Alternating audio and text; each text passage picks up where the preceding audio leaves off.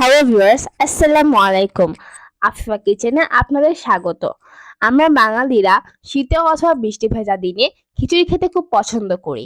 খিচুড়ি অনেকভাবে রান্না করা যায়, তার মধ্যে পাতলা খিচুড়ি খেতে যেমন সুস্বাদু, ঠিক তেমনি পুষ্টিগুণে ভরপুর।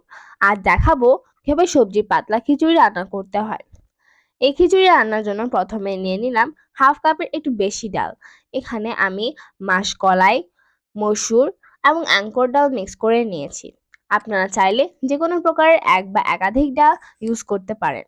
2 কাপ পোলাও চাল নিয়েছি। এখানে আপনারা সেদ্ধ অথবা আতপ চাল ইউজ করতে পারেন। এরপর নিলাম টুকরো করে কাটা মিষ্টি কুমড়া, ফুলকপি, আলু, গাজর, টমেটো। সবগুলো উপকরণ কিউব করে কেটে রেখেছি। এখানে আপনারা আপনাদের পছন্দ অনুযায়ী সবজি ইউজ করতে পারেন এবং এর পরিমাণ আপনাদের পছন্দ মতো বাড়িয়ে কমিয়ে নিতে পারেন। প্রথমে চুলায় একটি হাঁড়ি বসিয়ে দিলাম এবং অর্ধেকের বেশি পানি দিয়ে দিলাম।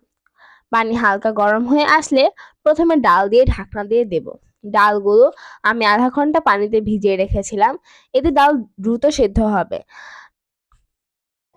ডালে যখন হালকা বলক চলে আসবে তখন একটি চামচ দিয়ে ডাল থেকে ওঠা ফেনা উঠিয়ে নিয়ে আবার ঢাকনা দিয়ে দিব, কারণ ফেনা কাঁচা ডালের গন্ধ ছড়াবে। ডালগুলো যখন হাফ সেদ্ধ হয়ে যাবে তখন এতে দিয়ে দেব গাজর আর আলু।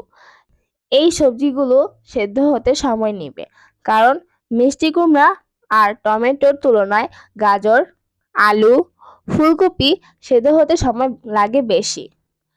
যদি আমি সব সবজি একসাথে দিয়ে দেই তাহলে যে সবজি সেদ্ধ হতে কম সময় লাগবে সেই সবজিগুলো তাড়াতাড়ি গলে যাবে, যা দেখতে ভালো লাগে না, খেতেও ভালো লাগবে না। এবার দিয়ে দিব ফুলকপি আর পরিমাণ মতো লবণ। পোলাও চাল আমি ভালো করে ধুয়ে নিয়েছি এবং চালগুলো অ্যাড করে নেব।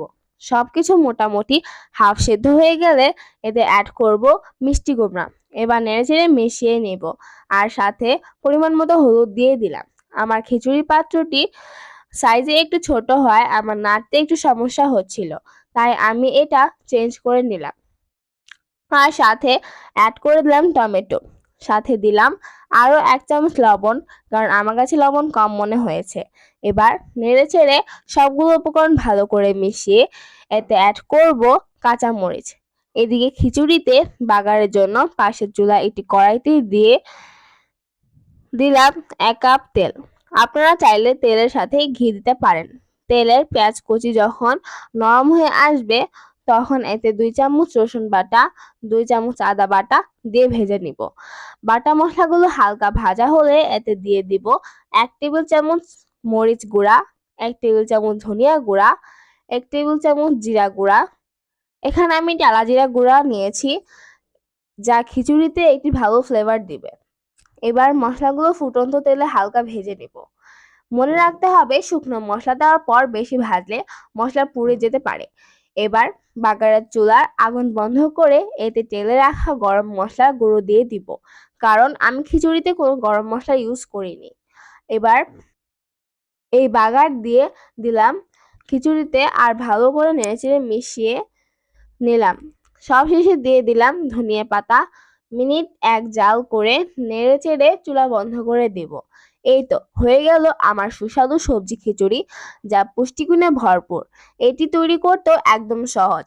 আপনারা অবশ্যই বাসায় একবার হলেও ট্রাই করবেন প্লিজ। প্রিয় দর্শক, ভিডিওটি কেমন লাগলো অবশ্যই জানাবেন। ভালো লাগলে একটি লাইক দিবেন আর কমেন্ট করে জানাবেন আপনার মতামত। এই চ্যানেলে আপনি নতুন দর্শক হয়ে থাকলে চ্যানেলটি সাবস্ক্রাইব করে পাশে থাকা বেল বাটনটি বাজিয়ে দিন। আল্লাহ হাফেজ।